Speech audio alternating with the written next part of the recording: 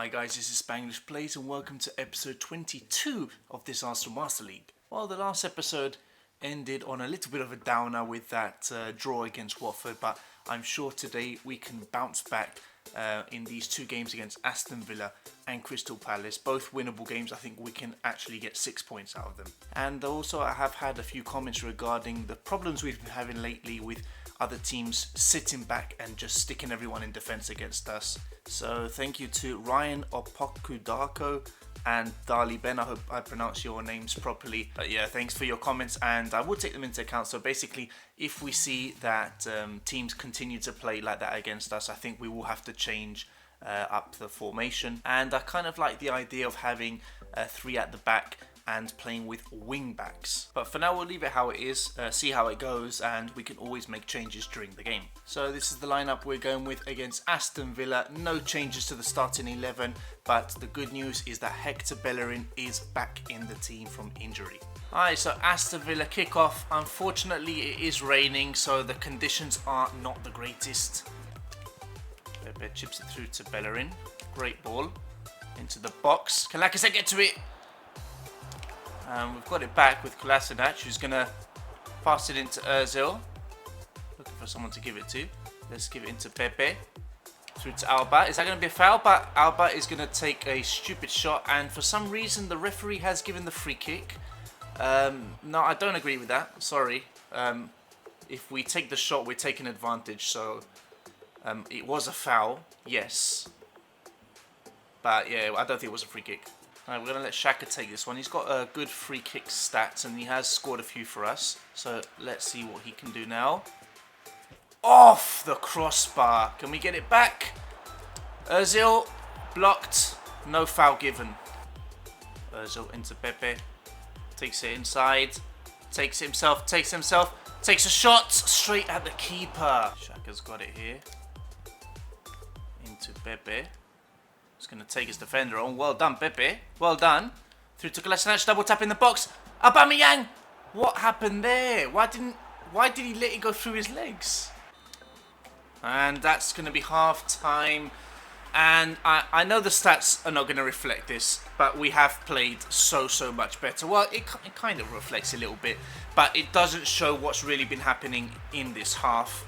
I mean, there have been way more than 5, probably like 10, 12 opportunities, good opportunities that we've had.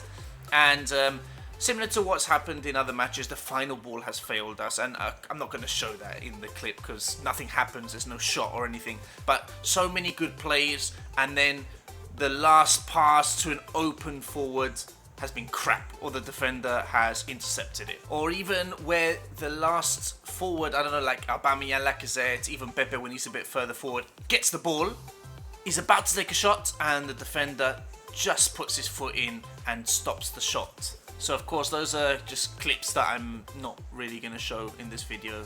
Doesn't make any sense. The bad thing is, of course, it doesn't get reflected later on because they don't count as shots, they don't count as anything. So yeah, we need to be a bit more clinical with our last pass, with our shooting as well. But we are dominating this game big time. We got a free kick. This time is from the other side. So Torreira scored a brilliant free kick for us in the last episode, so we're going to let him have another opportunity. That was a bit soft, and then I put it over. I didn't put enough power on it, and then I pressed it again and put too much power, but it was close. Well done, Ozil. Takes the ball there.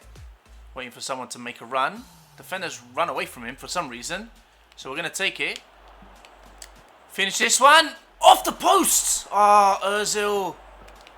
What a chance. Okay, 2 changes. Kolasinac hasn't got a lot of stamina left, so Kenny Tete is coming on for him. And Lacazette, he's been invisible this match, so we're bringing on Moise Kean.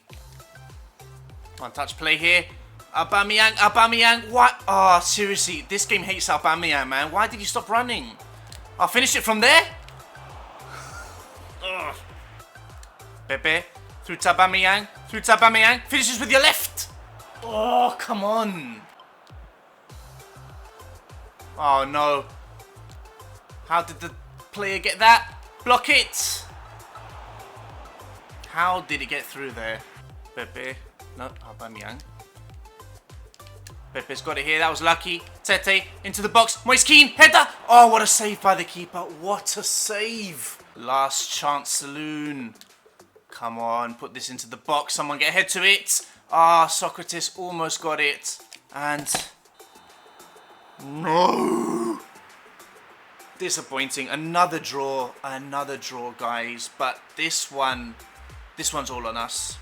Yeah, you can't have 10 shots and dominate possession and just dominate the whole game and create lots of opportunities and only get 3 shots on target. So no complaints about Aston Villa. I mean, they didn't stick everyone in defence. They actually tried to play football. We were so much better than them, all over them the whole game, but it was our finishing that let us down. Unfortunately, we were not clinical enough. And yeah, we could have easily, on another day, won this game 4-0, 5-0, but it wasn't one of those days, and unfortunately, we only leave with 1 point. Well, something interesting has just happened. As you can see, Manchester City have come in with an offer for Mesut Ozil. He is worth 22.5 million and they've only offered 16. Maybe it's because of his age, possibly. And well, I don't really know what to do here. I mean, he is a good player. He just tends to disappear a lot, but I guess that's like real life then, very realistic. But I don't know, should we go for it? I mean, on the plus side, we'd be freeing up some wages to bring in someone new, but then again, 16 million plus the almost, I mean, we'd have about 20 million at the end of this, and really that is maybe not enough to get a decent backup or a decent player in. But we've got Ceballos and Guendouzi coming through. So I don't know, guys, what do you think I should do? Should I accept it or not? I'm going to leave it for now and let's see what you guys say. Right, so we got up against Crystal Palace. Only one change to the lineup with Holding coming in because Rugani is on bad form. Now, of course, this time we are playing at home, so I kind of expect Crystal Palace to go into defensive mode. So if we see that that's happening and that we cannot create a lot of chances, we will be trying out that new formation, maybe at half-time. We'll see how it goes. So here we go. We kick off against Crystal Palace. I swear, if we don't win this, we really, really need those 3 points. Torreira is going to take a shot from there. Straight at the keeper. Crystal Palace on the attack. Leno, good save. Good save, Leno. Pepe. He's going to get a foul out of that. I think he was looking for it. Let's let Torreira take this one. I think he scored a similar one, or was it from a similar distance against Dynamo Kiev? Come on, get it in. Oh, what a save. That was a very good save. Like I said, into Pepe. Pepe's got it. Pepe's waiting for Aubameyang to make that run. Touch. Shot. Half time. And as expected, we are finding it quite difficult to break Crystal Palace down. So, we're going to do it. We're going to play 3 at the back with wing backs. And we are going to sacrifice Ozil to bring on Chambers. And we're hopefully, with this formation, we'll be able to create more chances. Aubameyang's got it here. Spots Lacazette, who's going to take a touch. Shoots with his left. Yes. Yes, yes, yes. I don't know if this has something to do with the formation, spreading the defenders apart, or if we just got lucky and we finally got an actual chance. I could say a big opportunity, a big chance. That's what I'm trying to say. And Lacazette with a brilliant run. Lovely, lovely first touch and brilliant finish with his left foot into that bottom corner. Very, very difficult for the goalkeeper to stop that. But yeah, that touch was everything there. Yes, 1-0. Aubameyang's got the ball here. Turns the defender. We're going to get a free kick out of that. I think we're going to let Xhaka take it from this side. Let's see what he can do. Maybe a bit too much power on it. Ah, yeah, Kel too much. And that's it. Full time. Yeah, not much happened in that second half, unfortunately. And, well, let's make some comments about that change of formation.